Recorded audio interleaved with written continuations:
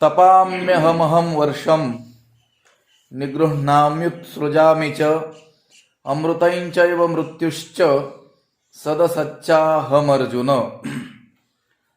ज्ञानेश्वरीच्या 9व्या अध्यायाचं चिंतन आपण करत आहोत. या 9व्या अध्यायातील 19वा हा श्लोक आहे. पाठीमाग जे विश्वतोमुखम हे पद गेलं होतं आणि त्या विश्वतोमुखम या पदाचं व्याख्यान पुढं अनेक श्लोकांच्या द्वारे जे करण्यात आलं त्यातील हा शेवटचा श्लोक आहे.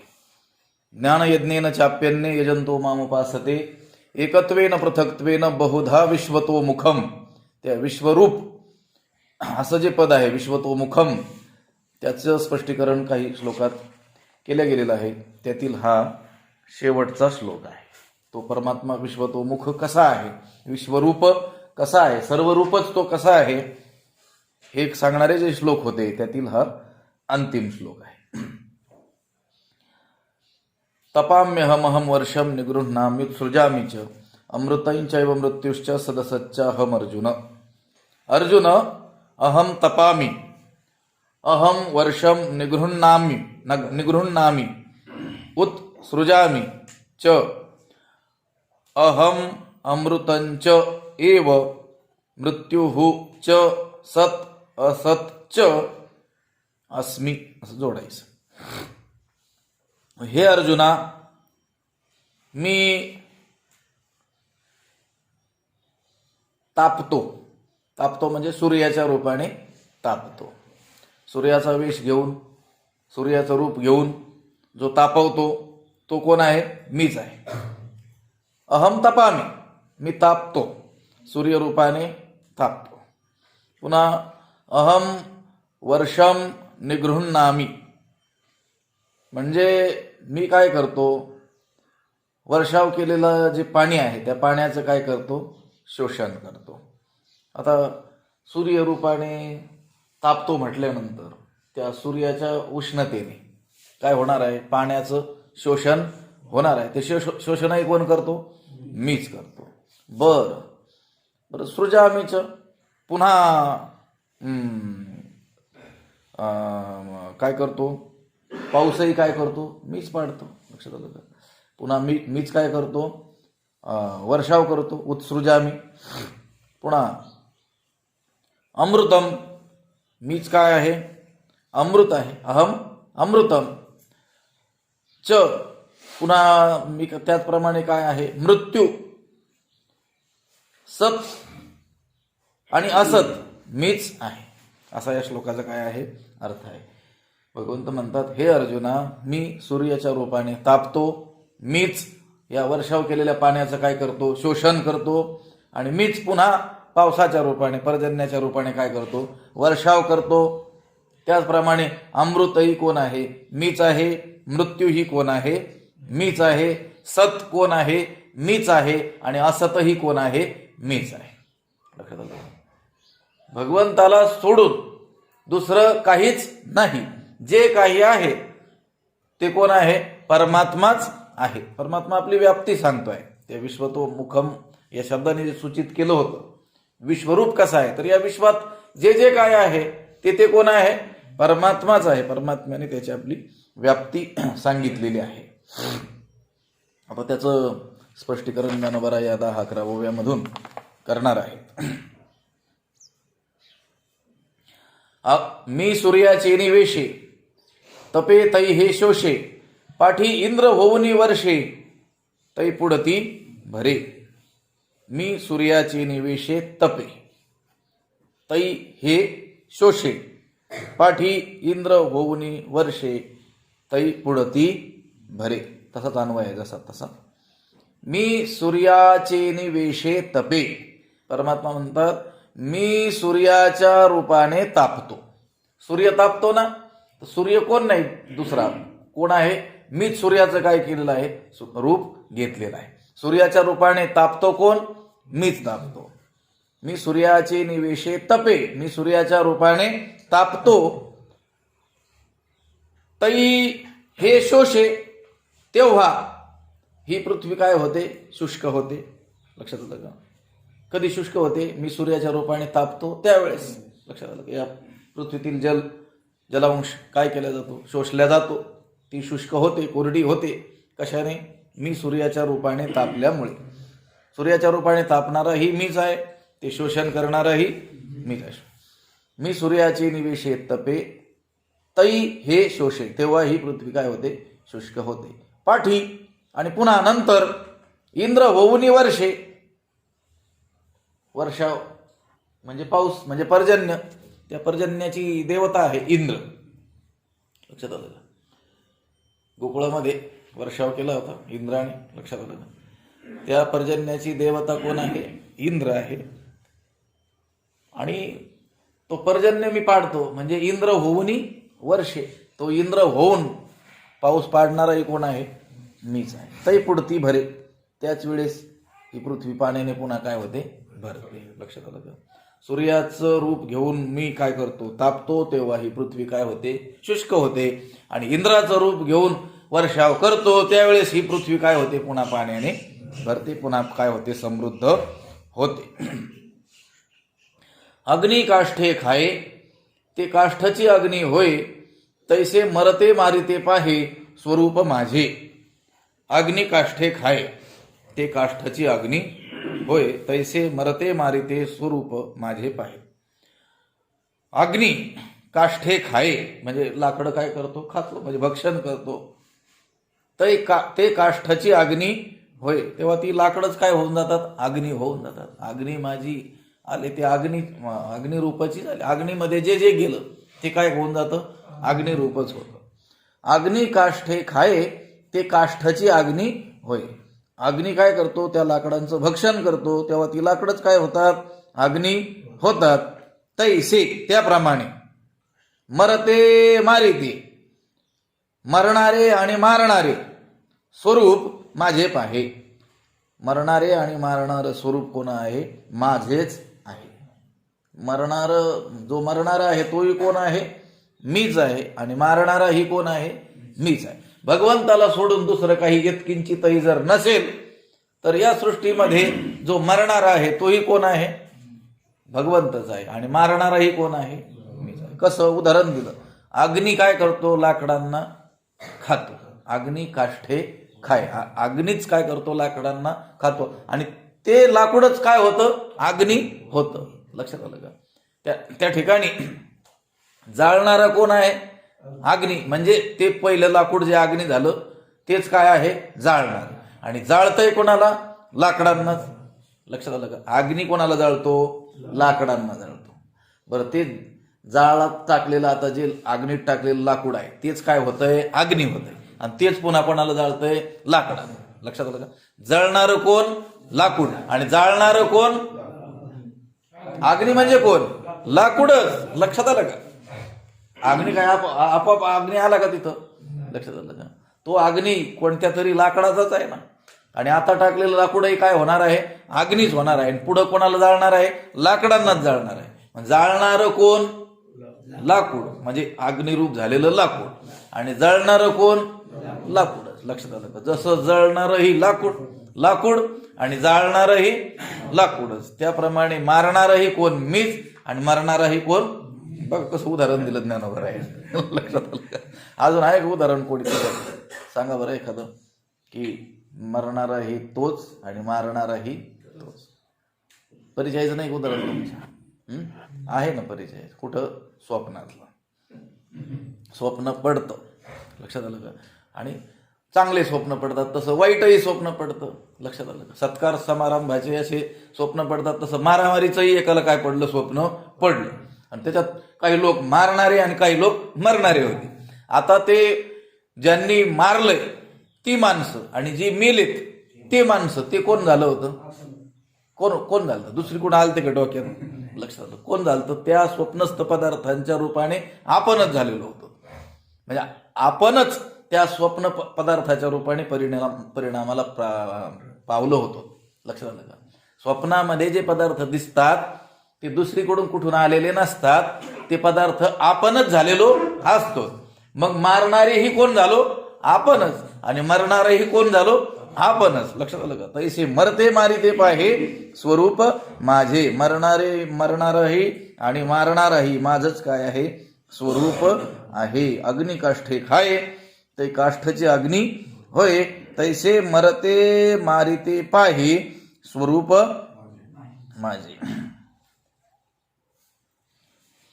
11व्या अध्यायामध्ये असं म्हटलेलं आहे, जे मी मारिता हे कौरव मरते, ऐशीनी वेटाळीला होता मोहे बहुते, तो फेडावया लागी अनंते, हे दाखविले निज. अरे कोणी कोणा ते न मारी, येथ मीची हो सर्व संहारी, हे विश्वरूप व्याजे हरी प्रकटित असे. विश्वरूप दाखवण्याच्या निमित्ताने हरीनं म्हणजे भगवंताने हे प्रकट केलेलं आहे. काय प्रकट केलेलं आहे? की कोणी कोणा ते न मारी. लक्षात आलं का? येत मीची हो सर्व संहारी. मीच काय करतो आहे? सर्व संहार करतो आहे. कोणीच कोणाला काय करत नाही? मारत नाही. लक्षात आलं का? मरणाराही कोण? मीच. आणि मारणाराही कोण? मीच. लक्षात आलं का? हे उदाहरण लक्षात ठेवा. अग्नी काष्ठे खाय, ते काष्ठाची अग्नी होय. तैसे मरते मारिते पाहे स्वरूप माझे. या लागी मृत्यूच्या भागी जे जे, ते तेही पै रूप माझे, आणि न मरते तव सहजे मीची आहे. या लागी, याकरिता. याकरिता म्हणजे आता वरची ओवी लक्षात ठेवायची. मरते मारिते पाहे स्वरूप माझे. जसं अग्नी काय करतो? लाकडांना खातो, आणि ते लाकूडच काय होतं? अग्नी होतं. म्हणजे जळणारही लाकूड, जाळणारही लाकूडच अग्निरूप झालेलं. त्याप्रमाणे मरणाराही मीच आणि मारणाराही मीच. याकरिता, या लागी मृत्यूच्या भागी जे जे, जे जे मृत्यूच्या काय आहे? भागी आहे. याकरिता मृत्यूच्या वाट्याला जे जे काही येतं, तेही माझे रूप. तेही कोणाचं रूप आहे? माझंच रूप आहे. आणि न मरते आणि न मरणार अविनाश असं जे रूप आहे, तव मी, ते तव मी सहज, ते तर मी काय आहे? सहज आहेच आहे. लक्षात आलं का? याकरिता मरणाच्या भागी, मृत्यूच्या भागी जे जे काही आहे, जे जे विश्व काय आलेलं आहे, पडलेलं आहे, ते काय आहे? माझंच काय आहे? रूप आहे. आणि न मरते, आणि ज्या मरण येत नाही असं अमृत, हे अमृत रूप, ते सहज अविनाशी असल्यामुळे ते कोण आहे? मीची आहे. या लागी मृत्यूच्या भागी जे जे, ते तेही पै रूप माझे, आणि न मरते तव सहजे मीची आहे. आपण नाही का काही पदार्थांना काय मानतो? मरणारं मानतो. आणि न मरणारं कोणाला मानतो? भगवंताला मानतो की नाही? ब्रह्मज्ञान, भगवंत नाम, भगवंत यांना काय मानतो आपण? अविनाशी असं मानतो ना. ते भगवंत म्हणतो ते तर मी आहेच आहे. लक्षात आलं का? पण तुम्ही ज्याला मरणारं असं समजतात, या विश्वातील या सर्व गोष्टी या मृत्यूच्या ताब्यामध्ये सापडलेल्या आहेत असं म्हणतात, मृत्यूनं ग्रासलेल्या आहेत असं म्हणतात, मरते आहेत, मरणारे आहेत असं जे म्हणतात, तेही कोण आहे? मीच आहे. या लागी मृत्यूच्या भागी जे जे, ते तेही पै रूप माझे. मृत्यूच्या वाटणीला पडलेलं हे जे विश्व आहे, या विश्वातील जे जे काही आहे ते सर्व पदार्थ, ते स्वरूप माझं काय आहे? माझंच रूप आहे. आणि तुम्ही ज्याला अविनाशी म्हणता, लक्षात आलं का? आणि न मरते, न मरणार असं समजतात, ते तर सहजच माझं काय आहे? स्वाभाविकच माझं काय आहे? रूप आहेच आहे. लक्षात आलं का? मरणारही जे आहे ते माझंच रूप, आणि जे अमर आहे तेही काय आहे? माझंच स्वरूप आहे. अमृतम चैव मृत्युश्च, श्लोकामध्ये सांगितलं ना, अमृत ही मीच आणि मृत्यू ही मीच. लक्षात आलं का? आता बहु बोलोनी सांगावे, ते एके हेळा घेपा आघवे, तरी सदसतही जाणावे मीची पैगा. आता बहु बोलोनी सांगावे. आता पुष्कळ बोलून जे सांगायचं आहे, आता गा म्हणजे अर्जुना, आता बहु बोलून सांगावे. आता पुष्कळच बोलून जे काही सांगायचं आहे ते आघवे एकी हेळा घे. ते काय कर? तू सर्व एकदाच ऐक. एका वाक्यातच सांगतो, एकदाच ऐक. भगवंत म्हणतात बहु बोलून सांगावे. जे खूप काही बोलून जे सांगायचंय वेगवेगळे दृष्टांत देऊन, वेगवेगळ्या गोष्टी उपपत्ती देऊन काय करायचंय, जे मला तुला सांगायचंय ते काय कर, तू एकदाच घे. लक्षात आलं का? आघवे ते सर्वच काय कर, एकदाच ऐक, एकदाच माझ्याकडून ऐकून टाक, मी माझं स्वरूप काय आहे ते.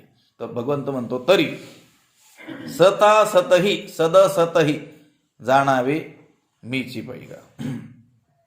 सत आणि असत म्हणजे अविनाशी आणि विनाशी हे कोण आहे? मीच आहे.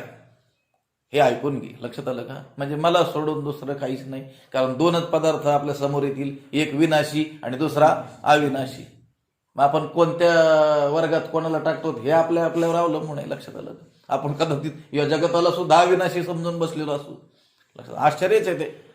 आपण आपल्याला मरणारा समजलंय का? मरणारा जर समजलंय, लक्षात आलं का, तर मग आपण जागे होऊ ना. आपण मरणारे असूनही आपण आपल्याला काय समजलेलं आहे? अमरपट्टाच घेऊन आल्यासारखं समजलेलं आहे. लक्षात आलं का? अहन्यहानी भूतानी गच्छन्ति यम मंदिरम शेषा स्थिरत्वम इच्छन्ति किमाश्चर्यमत परम.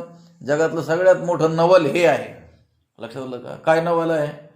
की रोज रोज मरणारी माणसं पाहून सुद्धा जे शिल्लक आहेत त्यांना जणू आपल्याला मरणच येणार नाही असं वाटतं. हेच सगळ्यात मोठं काय आहे? एक देख तसा एकाची दहन. लक्षात आलं का? तुकोबराय म्हणतात, रोज एकमेकाला जाळलेलं म्हणजे अनेकांना जाळलेलं आपण पाहतो, पण सावध काही झालेलं कोणी लक्षात येत नाही. म्हणजे दोन वर्ग आपण सरळ करूया. दोनच वर्ग केले जातील, एक विनाशी आणि एक अविनाशी. लक्षात आलं? एक नाशिवंत आणि एक नाश न पावणार चिरंतन. तर मग त्या कोणत्याही वर्गात कोणालाही टाका, काय अडचण नाही. लक्षात आलं का? खरं तर परमात्मा काय आहे? अविनाशी आहे. लक्षात आलं का? नित्य आहे, सत्य आहे. आणि संपूर्ण जगत तद्व्यतिरिक्त एरती माईके म्हणजे भगवंताला सोडून एर जे काय आहे दुःखाची जननी, ते सगळं काय आहे? विनाशी आहे.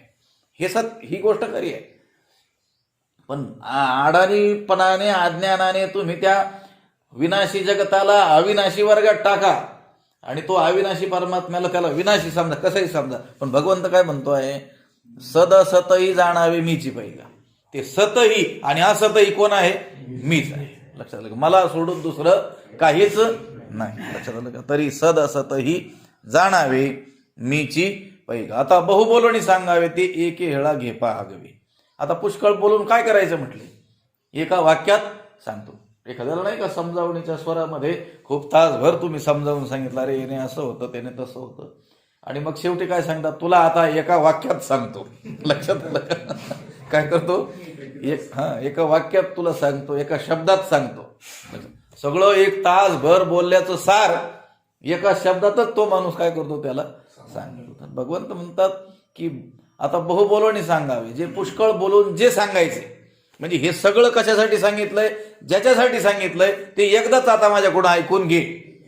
लक्षात आलं का? हे वेगवेगळ्या तऱ्हेने सांगावं का लागलं? ते लगेच बुद्धीवर आरूढ होणार नाही ना. आला अर्जुनानं सांगितलं सत आणि असत हे सगळं माझंच स्वरूप आहे, जा. मुक्त होईल का माणूस? लक्षात आलं का? तेवढी पातळी त्याची असली पाहिजे ना. जसं गुरुने तत्वमसी महावाक्याचं उच्चारण केलं आणि त्या शब्दाची महावाक्याची आणि कानावचनाची भेट झाली तर वस्तू होऊन उठी कवण विकुजो. एखादा कोणीतरी विरळा पावे म्हटलेलं आहे ना, असं कोणीतरी असेल. पण बाकीच्यांनाही त्याच ब्राह्मी स्थितीत घेऊन जात असताना काही क्रम आहे.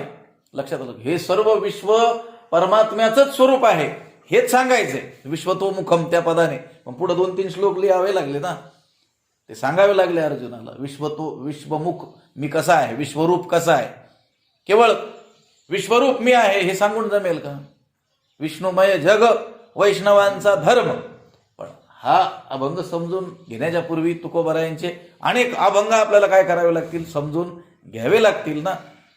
कोणताही एक अभंग, संतांचं कोणतंही एक वचन समजून घेण्याकरिता त्यांची संपूर्ण वचनं समजून घ्यावी लागतील. त्यावेळेस ते वचन लक्षात येईल. लक्षात आलं का?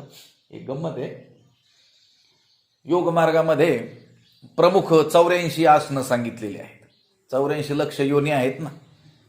किती योनी आहेत? 84 लाख जीव आहेत. तर प्रामुख्याने 84 काय सांगितलेले आहेत? आसनं सांगितलेले आहेत. प्रत्येक बऱ्याच प्राण्यांचे आसनं, उष्ट्रासन आहे, लक्षात आलं का, सिंहासन आहे, वेगवेगळी काय आहेत आसनं आहेत. मनुष्य हा सगळ्या योनीत फिरून आलेला आहे, लक्षात आलं का. मग ते प्रामुख्याने 84 असे काय सांगितले आसनं सांगितले. आणि त्यांनी सांगितलं कोणत्याही एका आसनाची जर सिद्धी झाली तर त्याला योग जय झाला असं मानण्यास काय हरकत नाही. पण आसन सिद्धी म्हणजे काय, कोणत्याही एका आसनामध्ये 2-3 तास हालचाल न करता बसता येणं, लक्षात आलं. आता आपल्याला ही साधी मांडी घातली, सुखासनातच बसता येत नाही, याला सुखासन म्हणतात, हे आपण जे बसतो त्याला, लक्षात आलं. मग नंतर पद्मासन, वज्रासन वगैरे, त्याच्यात 3 तास कधी बसणं शक्य होईल. कोणत्याही एका आसनाची सिद्धी, आसन जय म्हणजे 3 तास न कळ लागता, हालचाल न करता त्याच वेळेस बसणं शक्य होईल ज्यावेळेस त्याला 84 हे आसनं येतील. म्हणायला आहे की एक आसन जय सिद्धी झाला, एक आसन सिद्धी झाली तरी तुमचं काम झालं, लक्षात आलं का. एकम शास्त्रम देवकी पुत्र गीतम, एक गीताच वाचली तरी तुमचं कल्याण होईल. पण गीता समजून घ्यायला सगळे शास्त्र वाचायला लागतील, ते कुठं सांगितलं. त्या अगोदर सांगितलं तर गीताही वाचणार नाहीत तर तुम्ही, लक्षात आलं का. कमीत कमी ते वाचण्याला आरंभ करतील, समजून घेऊ लागतील, समजून घेत असताना त्यातील अडथळे लक्षात येतील, आपली अजून योग्यता नाही हे कळेल. आरंभाला आपण अगोदर काय केलं पाहिजे, कोणतं परिभाषा समजून घेतल्या पाहिजेत हे कळेल. मग मनुष्य ते करण्यासाठी प्रवृत्त होईल आणि हळूहळू त्याला कधीतरी गीता लक्षात येईल, ज्ञानेश्वरी लक्षात येईल, गाथा लक्षात येईल, अन्य ग्रंथ लक्षात येतील. हा काय आहे साधू संतांचा क्रम आहे, लक्षात आलं का. देवाची द्वारी उभा क्षण भरी आणि तेणे मुक्तीचारी चालले. मग एक क्षणभर भरायचं असेल तर शेवटी रिकामा अर्ध घडी राहू नको हे कशाला सांगितलं, लक्षात. अगोदर काय म्हटले क्षणभर आणि नंतर काय म्हटले एक क्षण नाही, अर्धा क्षण सुद्धा रिकामा राहू नको, लक्षात. रिकामे तू नको मना राहो क्षण क्षणाही, एक क्षणभर सुद्धा हे मना तू काय राहू नको, रिकामा राहू नको. मग काय कर, सर्व सुख गोडी साई शास्त्र निवडी, रिकामा अर्धा घडी राहू नको. साई शास्त्राचा काय कर अभ्यास करा. अगोदर काय सांगितलं, काय नाही, आपलं हरिमुखे म्हणा, हरिमुखे म्हणा, पुण्याची गणना ही सुरुवात असते. शाळेत मुलाला पाठवतो त्यावेळेस त्याला लगेच आपले 10-20 मोठमोठे ग्रंथ जर दिले बांधून, जाईल का तो, लक्षात आलं. आता आमच्याकडे मुलं येतात लहान आली, त्यांना सांगत असं तुम्हाला हे शिकायचं शिकायचं, हे सगळे ग्रंथ शिकवले, एवढे कोण शिकत बसले म्हणतात, लक्षात आलं. लक्षात आलं. त्यांना सांगलं एवढं श्लोक तरी काय करा, कंठस्थ करा, पाठ करा. ही काय आहे, सुरुवात आहे. इथं भगवंत म्हणतात आता बहु बोलून सांगावे. आता पुष्कळ बोलून काय, पुष्कळ बोलून जे सांगायचे ते एके वेळा घेपा आगवे. पण कधी म्हटले, पुष्कळ सांगितल्यानंतर म्हटले, लक्षात आलं का. अगोदर म्हटले का पुष्कळ सांगून काय करायचं, किंवा पुष्कळ सांगून जे सांगायचंय ते एकदाच सांगतो, कधी म्हटले. स्वामी विवेकानंदांचं एक वचन आहे, त्यांनी सांगितलं शेकडो ग्रंथ वाचूनही आपल्याला जे काही समजत नाही ते सत्पुरुषांजवळ अर्धा तास बसल्यानंतर आपल्या लक्षात येतं. 100 पुस्तकं मनाने वाचूनही जे कळत नाही ते एखाद्या संताजवळ अर्धा तास बसल्याने कळतं. पण हे मला पुस्तक वाचून कळालं, नाही कळलं. शेकडो ग्रंथ वाचूनही जे कळत नाही ते महापुरुषांजवळ बसल्यानंतर कळतं. ही गोष्ट कुठं कळाली, वाचल्यानंतरच कळाली, लक्षात. बघा लक्षात आलं तर कळालं तर बरं आहे. असं आता बहुबोलणी सांगावे ते एके हेळा घेपा आघवे तरी सदसतही जाणावे मीची पैगा. आता पुष्कळ बोलून जे सांगायचंय ते सर्व एकदाच सांगतो. तू काय कर, लक्षात घे की सत आणि असत हेही काय आहे, मीच आहे. सत हेही माझंच स्वरूप आहे आणि ज्याला असत म्हणतात तेही काय आहे, माझंच स्वरूप आहे. फरक काय आहे, सत्य हे माझं काय आहे, वास्तव स्वरूप आहे, आणि जे मिथ्या हे माझं स्वरूप म्हणतो आहे ते काय आहे, कल्पित आहे. लक्षात आलं का. दोरीवर आपल्याला सर्प भासतो, बरेच दिवसाची आली नव्हती दोरी. दोरीवर जो सर्प भासतो तो जो सर्प आहे तेही कोणाचं रूप आहे, दोरीचंच रूप आहे. आणि दोरी हे त्याचं काय आहे, मूळ रूप आहेच आहे.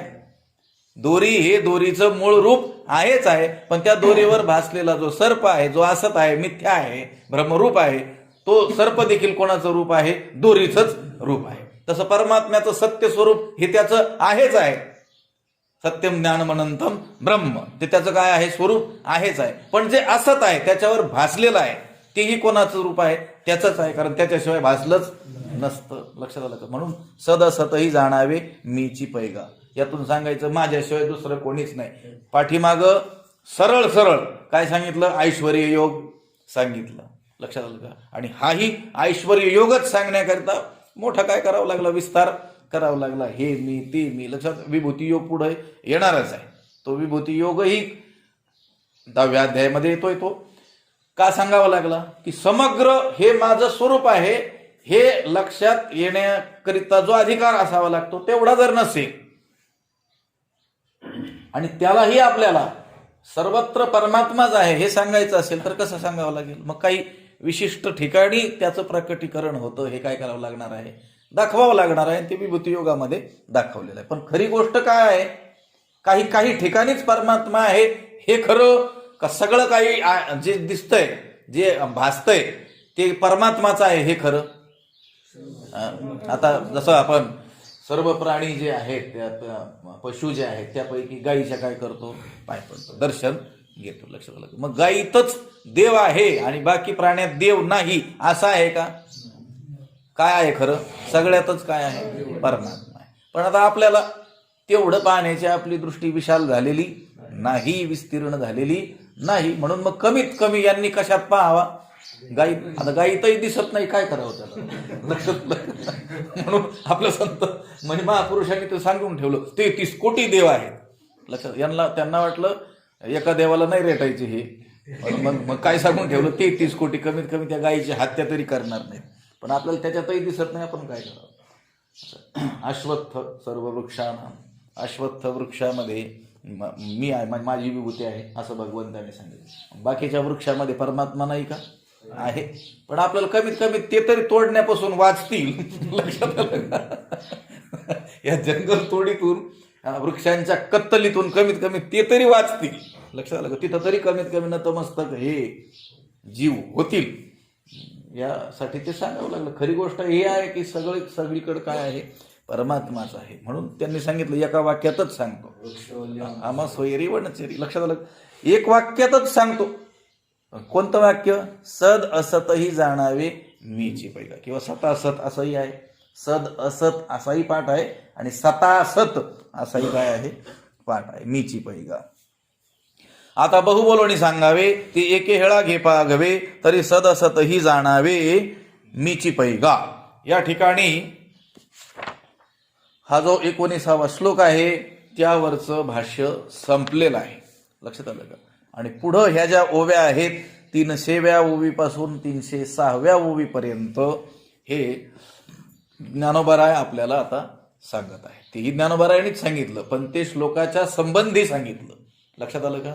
आणि आता हे जे बोलणार आहे ते आपल्याला स्वतंत्र ज्ञानोबाराय आता आपल्याशी बोलत आहे त्याच्या संबंधीच. पण आता श्लोकातील पदापदाचं नाही आहे, पदापदाचं व्याख्यान इथं संपलं. म्हणून अर्जुना मी नसे ऐसा कवन ठावासे, परी प्राणियांचे दैव कैसे, जे न देखती माते. भगवंताचं मनोगत ज्ञानोबारायांनी प्रकट केलेलं आहे की नाही? भगवंताची जी स्पष्ट बोललेली वाणी आहे तिचंही स्पष्टीकरण केलंच, पण जे मनात होतं त्याचंही काय केलेलं आहे? स्पष्टीकरण. प्रकट गुह्य बोले असं म्हटलेलं आहे ना. आता भगवंताचे हे जे वचन होतं तपाम्यहम अहम वर्षम निगृह्णामि सृजामि च अमृतंचैव मृत्युश्च सदसच्चा हम अर्जुन, याचं व्याख्यान ज्ञानोबारायांनी या 4 ओव्यामध्ये केलं की नाही? केलं. पण आता ते अर्जुनाला सांगितल्यानंतर, हा श्लोक भगवंताने अर्जुनाला सांगितल्यानंतर भगवंताच्या मनात जे होतं ते आता ह्या ओव्यात ज्ञानोबाराय आपल्याला सांगतात. म्हणून अर्जुना मी नसे ऐसा कवन ठाव असे, परी प्राणियांचे दैव कैसे, जे नदी खती माते. म्हणून अर्जुना मी नसे ऐसा कवन ठाव असे.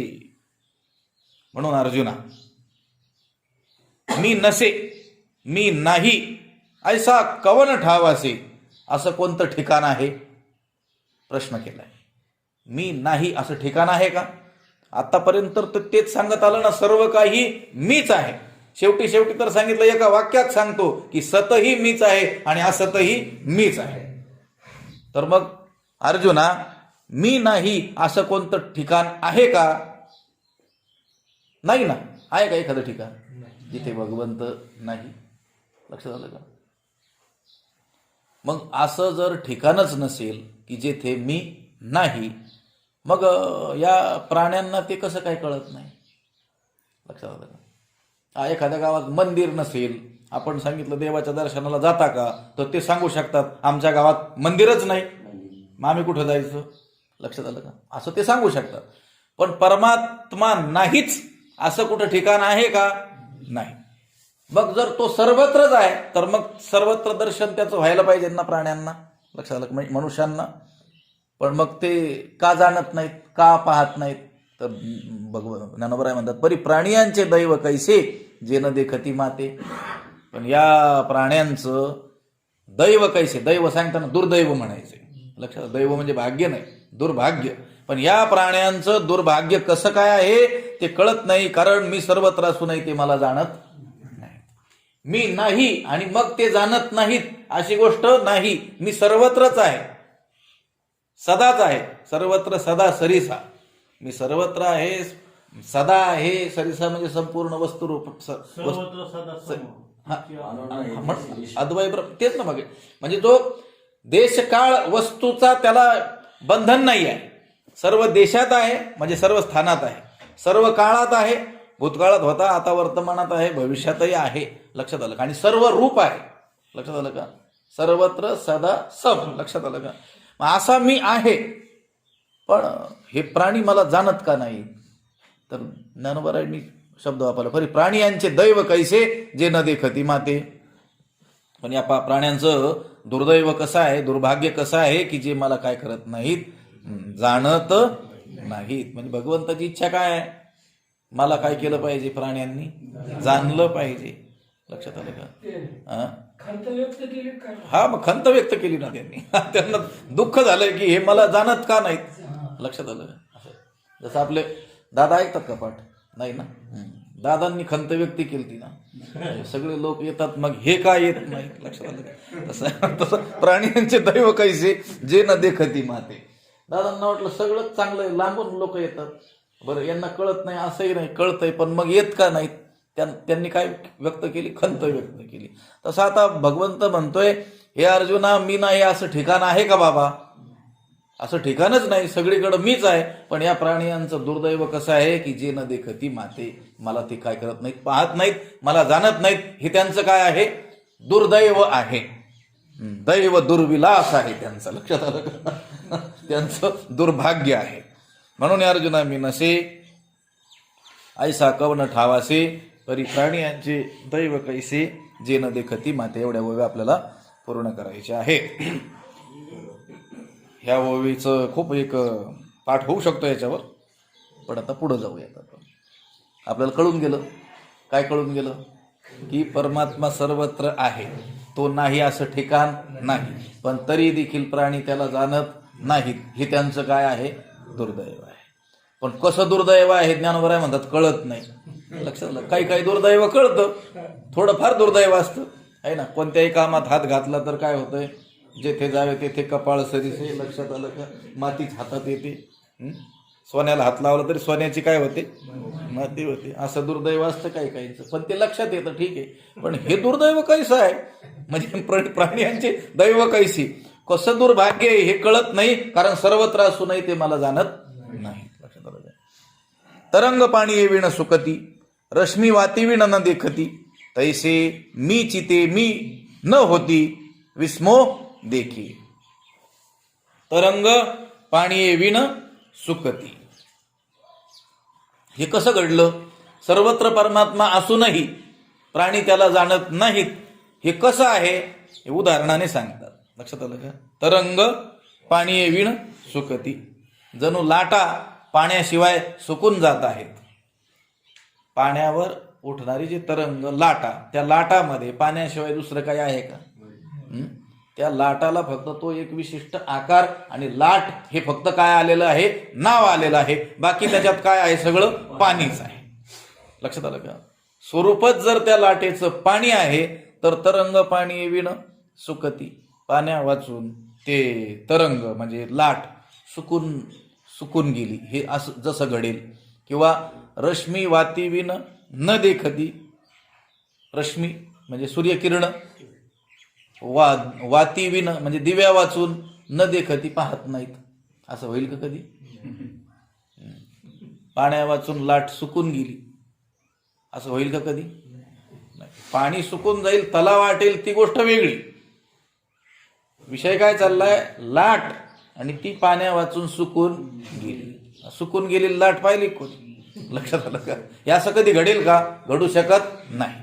रश्मी वाती विण न देखती. सूर्यकिरण दिव्या वाचून त्यांना दिसतच नाही. लक्षात आलं का? म्हटले आज 8 वाजले पण दिवस का उगवला नाही? ढगही नाहीत, उन्हाळा आहे. म्हटले ते उगवलाय सूर्यकिरणही आलेत, पण ती त्यांचं तेलच संपल्यामुळं, त्यांना दिवाच नसल्यामुळं आता दिसेनासं झालेलं आहे. असं होईल का कधी? ते उगवल्याबरोबर सर्व त्रैलोक्य काय होतंय, प्रकाशित होतंय. त्यांना वातीची गरज आहे का काही? लक्षात आलं का? हे जसं घडेल, तरंग पाणी विण सुकती आणि रश्मी वाती विण न देखती, तैसे त्याप्रमाणे मी चिते मी नव्हती विस्मो देखे. ते प्राणी जे आहेत ना, ते काय आहेत? मी चिते. ते कोण आहेत? ते मीची. ते कोण आहेत? मीच आहेत. पण मी नव्हती, मी मत स्वरूप ते होत नाहीत, मी होत नाहीत. हे विस्मो देखे, हे काय आहे? आश्चर्य आहे. खरंच मोठं आश्चर्य आहे. लक्षात आलं का? मीच आहेत ते, पण मी होत नाहीत, म्हणजे माझ्या स्वरूपाशी एक रूप होत नाहीत, माझं ज्ञान प्राप्त करून घेत नाहीत, स्वतःला मत स्वरूप जाणत नाहीत. आपण भगवत स्वरूप आहोत हे काही ते जाणत नाही. पण आहेत कोण? मीची ते. मीच. ते कोण आहेत? मीची. ते मीची. ते जे आहेत ते कोण आहे? मीच आहेत. पण मी नव्हती, माझ्या स्वरूपाशी ते काय करत नाहीत, साम्यता आहे आपली हे जाणत नाहीत. मत स्वरूप ते आहेत हे जाणत नाही. लक्षात आलं का? आपण कोणालाही विचारलं तर काय नाव सांगतो? देहाला ठेवलेलं नाव सांगतो. ज्या कुळात जन्माला आलेलो आहोत, ज्या जातीत, त्या जातीचं नाव सांगतो. लक्षात आलं का? या देहाला असलेलं जे रंग रूप आहे त्यावरून आपली काय सांगतो? ओळख सांगतो. किंवा जे सूक्ष्म देह असेल, बुद्धी वगैरे, त्याच्यावरून कुशलतेवरून, उत्कर्ष अपकर्षावरून आपली ओळख काय करतो? सांगतो. अडाणी आहे असं म्हणत असताना मला बुद्धी नाही हे तो सांगतो. लक्षात आलं? म्हणजे बुद्धीवरून स्वतःची ओळख सांगतो. मी हुशार आहे म्हणजे त्याची बुद्धी तेजस्वी आहे हे ते बुद्धीवरून सांगतो. लक्षात आलं? पण आपली जी खरी ओळख आहे ती कोणी सांगतोय का? कस्त्वम, तू कोण आहेस? याला विचारलं तसं शिवोहम कोणी म्हणतोय का? चिदानंद रूपस, चिदानंद रूप मी आहे असं कोणी म्हणतोय का? त्या हस्तामलकाला विचारलं होतं ना आचार्यांनी. तो मुलगा जन्माला आला आणि 10-12 वर्षाचा होईपर्यंत कोणाशीच बोलला नाही. एकदम जड मुढासारखा तो बसून असायचा. पण भगवान शंकराचार्य भ्रमण करत असताना त्या गावात आले. ब्राह्मण कुळात जन्मलेला तो मुलगा 10-12 वर्षाचा झाला आणि एकही शब्द कधी बोलला नाही. अगदी मुढाप्रमाणे तो बसून असायचा. तर मग ते आचार्य त्या गावात आले असताना त्याच्या मात्यापित्यांनी काय केली? विनंती केली आचार्यांना, आणि असा मुलगा आमच्या पोटी जन्माला आलेला आहे असं सांगितलं. तर मग आचार्य तिथं गेले आणि त्याला विचारलं, म्हणजे तू कोण आहेस? तू कुठून आला आहेस असं विचारलं. तर तो पहिल्यांदा त्यांच्याशी बोलला आणि जे बोलला ते त्यांनी सांगितलं, ना हम मनुष्यो न च देव यक्षो न ब्राह्मण क्षत्रिय वैश्य शूद्र. लक्षात आलं का? मी गृहस्थ नाही, वानप्रस्थ नाही, ब्रह्मचारी नाही, कोणीच नाही. चिदानंद रूप शिवोहम. म्हणजे भगवत स्वरूप कोण आहे? मी आहे. लक्षात आलं का? त्याने काय सांगितलं? ना हम मनुष्यो न च देव यक्षो. मी मनुष्य नाही, देव नाही, यक्ष नाही, गंधर्व नाही, किन्नर नाही. लक्षात आलं का? परत मी ब्राह्मण नाही, मी क्षत्रिय नाही, मी वैश्य नाही, मी शूद्र नाही, मी ब्रह्मचारी नाही, मी गृहस्थी नाही, मी वानप्रस्थ नाही, मी संन्यासी नाही. मी कोण आहे? सच्चिदानंद परब्रह्म स्वरूप मी आहे. लक्षात आलं का? फक्त कोणाशी बोलला? आचार्याशी. 12 वर्ष का बोलला नव्हता? बोलण्याच्या लायकीचेच नव्हते कोणी, तर काय बोलणार, लक्षात आलं का? कारण त्यांची अपेक्षा काय होते, याने बोलावं म्हणजे काय बोलावं, कशा संबंधी, जगासंबंधी. गहू कसे आहेत तुमचे, लक्षात हे विचारावं, किंवा काहीतरी दुसरंच सांगावं. आता तो महापुरुष होता जन्मोजन्मीचा, लक्षात आलं का, जीवन मुक्त. पण काही कर्माच्या दोषामुळं ह्या जन्मात यावं लागलं होतं, थोडंसं तेवढा भोगण्याकरिता, लक्षात आलं का. पण त्याची स्मृती कायम होती, आपण परब्रह्म स्वरूप आहोत.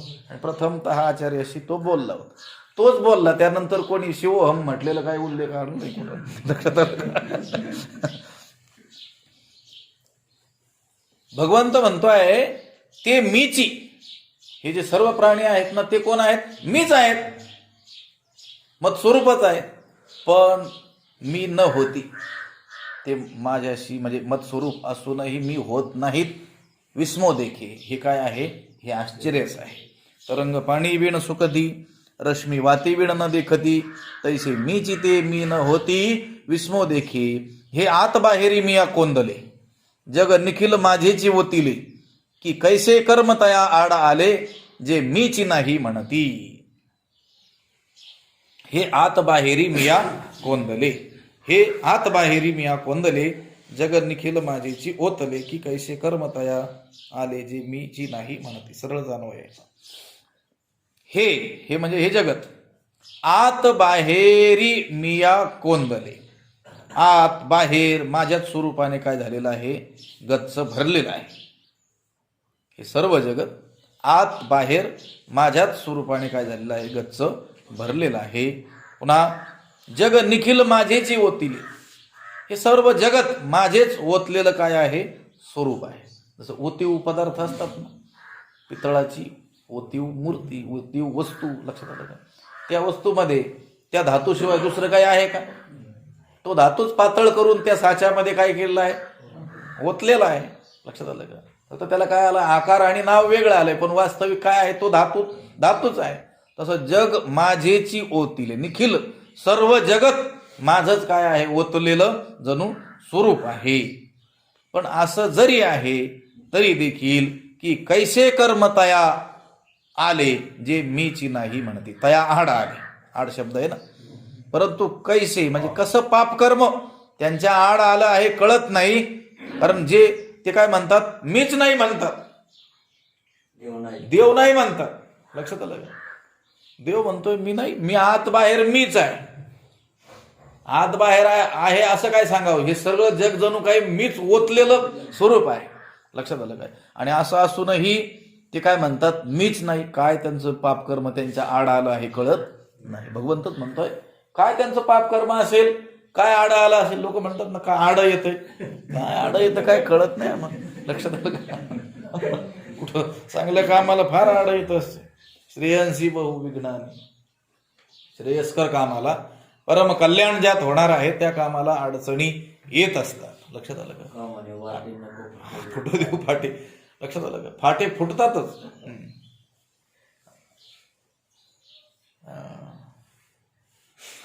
श्रेयस्कर कामामध्ये जे कल्याणकारक काम आहे, आपलं ज्यात निश्चित कल्याण आहे, त्यामध्ये अनेक विघ्न येत असतात. पण ते परीक्षा म्हणून येत असतात, लक्षात आलं का. आणि ज्यावेळेस आपण परीक्षा देतो त्यावेळेस सोपेच प्रश्न आले पाहिजे असं जरी सगळ्यांना वाटत असलं तरी सोपे येत असतात का, मग परीक्षाच कशाला घ्यायची. हा, तुम्हाला ठाऊक असलेले सगळे विचारायचं तर मग परीक्षाच कशाला घ्यायची. परीक्षा देण्यामध्ये काय लागतो, कस लागतो माणसाच्या बुद्धीचा, त्याच्या कौशल्याचा, लक्षात आलं का, त्याच्या ज्ञानाचा काय लागतो, कस लागतो. पूर्वीच्या काळी कशा परीक्षा घेतल्या जायच्या माहिती आहे का, त्याला शलाका पद्धती म्हणायचं. जसं आता ही ज्ञानेश्वरी शिकवली, हा ग्रंथ शिकवला, तर मग यातलं काहीही विचारलं जायचं, कुठलंही विचारलं जायचं, लक्षात आलं, तोंडी. ते पाठ तर असावंच लागायचं, त्याचे अर्थ, त्याचे संदर्भ. मग तो आचार्य आहे ते ग्रंथ असं बंद करायचा आणि एक काडी असायची शलाका, लक्षात आलं, तार म्हणा, आणि ती कुठेही घालायची. विठ्ठल आता तुझा नंबर बरं का, असं कुठंतरी खोसायची तिकडे. मग तिथलं उघडायचं आणि सांग आता याचा अर्थ सांग, स्पष्टीकरण कर, अशी काय असायची परीक्षा. म्हणजे परीक्षा काही सोपी असते का, नाही. म्हणजे कठीण कठीण गोष्टी ज्या येतात त्यालाच आपण काय म्हणतो, परीक्षा आहे. लक्षात आलं. मग चांगल्या कामात तर काय असते, माणसांची खरी परीक्षा असते. वाईट कामामध्ये थोडेच अडथळे येणार. मी पाठीमागे श्लोक सांगितला होता, वाईट कामामध्ये जेवढे विघ्न उत्पादक देवता आहेत त्या सहकारी होत असतात. कशामध्ये, वाईट कामामध्ये. आणि चांगल्या कामाला निघालं की ते काय करत असतात, अडथळे करत असतात. लक्षात आलं. पण असं म्हणायचं नाही मग त्यांनीच अडथळे घातले मग कशाला जायचं. लक्षात आलं. तसं नाही करायचं, उलटा अर्थ नाही लावायचा. लक्षात आलं. बुद्धी सोयीस्करच चालवली पाहिजे.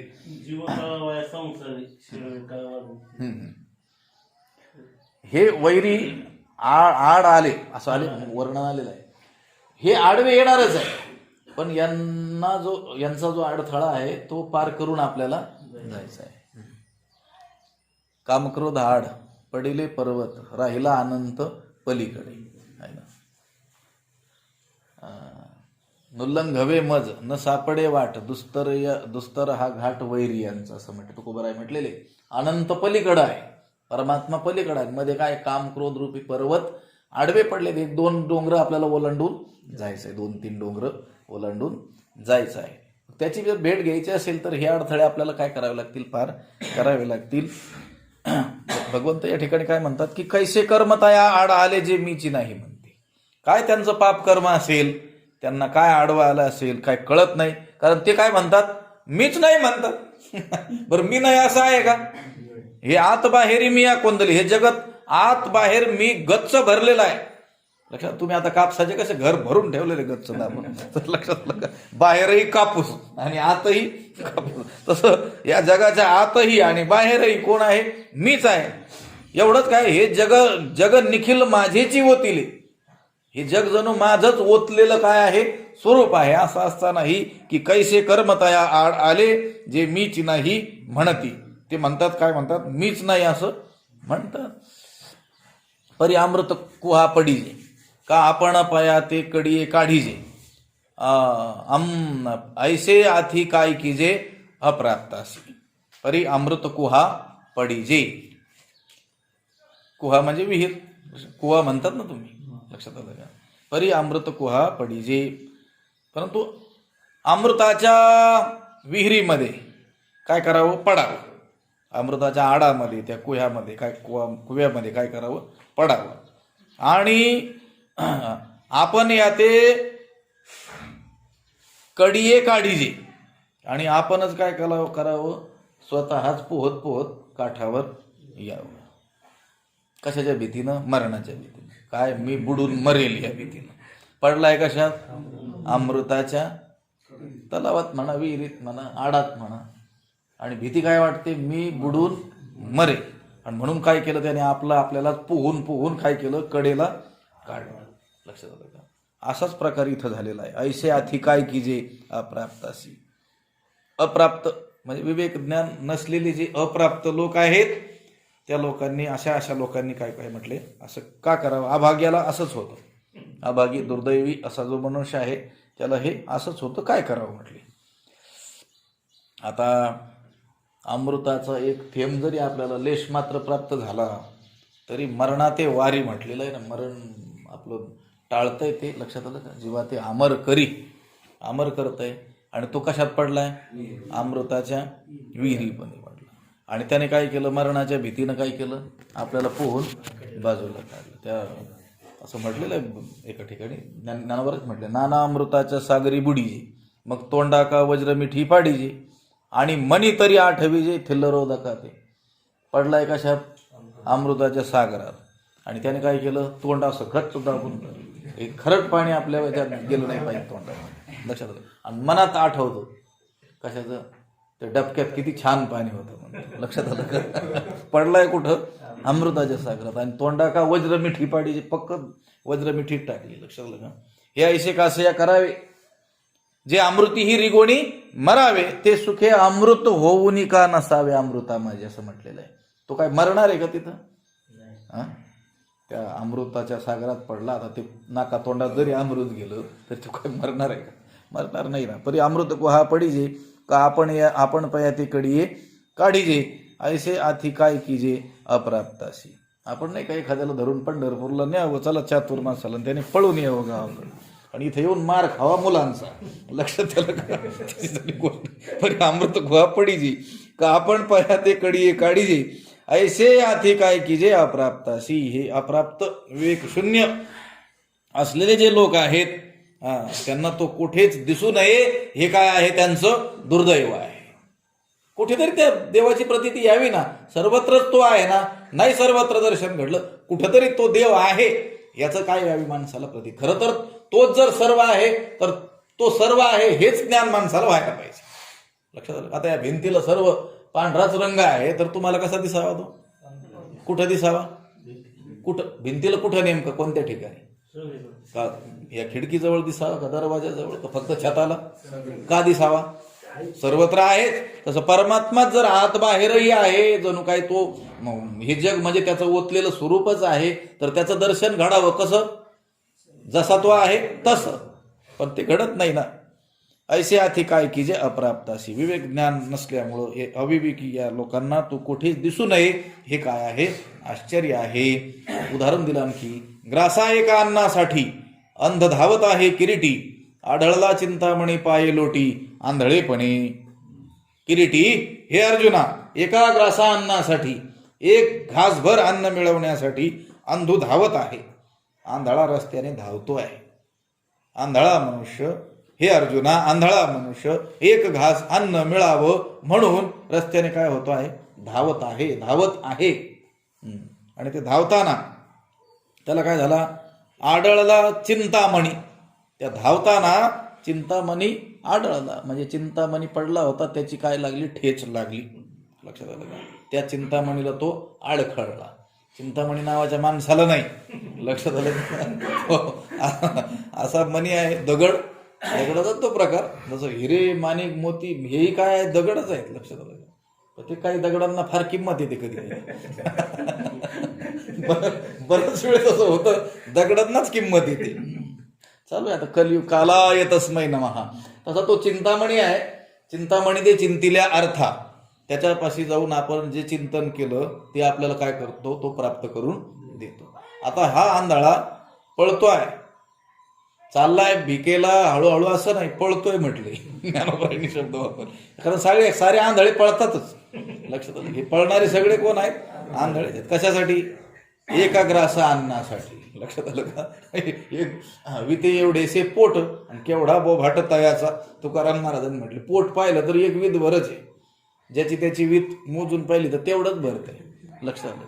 पण त्याचा बोभाटा केवढा आहे. विचारलं या पारायणाला नाही महाराज फार काम आहे कर मर मग. लक्षात आलं का. ग्रासा एका अन्नासाठी अंध धावत आहे किरीटी. हे किरीटी अर्जुना एका ग्रासा अन्नासाठी अंध धावत आहे. एक घास अन्न मिळावं म्हणून आंधळा धावतो आहे. आणि अशा धावणाऱ्या त्या आंधळा त्या चिंतामणीला आडखळला. ती चिंतामणी तो मणी त्याला काय झाला त्याला ठेच लागली त्या मण्याची. आणि त्याला दृष्टी नसल्यामुळं नेमकी कशाची ठेच लागलेली आहे त्या वस्तूचं काय महात्म्य आहे हे न जाणत नसल्यामुळं त्याने काय केलं आंधळेपणे पाये लोटी. पायाने असं लोटून दिला राग. लक्षात आलं. आंधळेपणे. लक्षात आलं का. त्या आंधळेपणामुळं त्याची चौकशी न करता हे नेमकं काय पडलेलं आहे ते न पाहता त्याने काय केलं दूर पायाने लोटला आणि गेला निघून कुठं भीक मागायला. लक्षात आलं का. ग्रास एका अन्नासाठी अंध धावत आहे किरीटी. आढळा चिंतामणी पाये लोटी आंधळे पणे. कैसे प्राप्तीचे वेळे निदैवा आंधळेपणाचे डोळे की असते आपुले डोळे आपण झाकी. प्राप्तीच्या वेळी आंधळेपणाचे काय आले डोळे लागले म्हटले. लक्षात आलं. नेमकी कशा वेळेस प्राप्तीच्या वेळेसच. लक्षात आलं. ते एका गावाला मोठा गावकुस गोष्ट ऐकलेली आहे ना. लक्षात आलं का. त्या नेमकं त्या वेशीजवळ आलं का त्याला खाज यायची. लक्षात आलं का. एका आंधळ्याला गावाच्या बाहेर जायचं होतं. आणि पूर्वी गावाला मोठे काय असायचे गावकुस म्हणजे पूर्ण कंपाऊंड असायचं मोठ्याल्या भिंतीचं. लक्षात आलं का.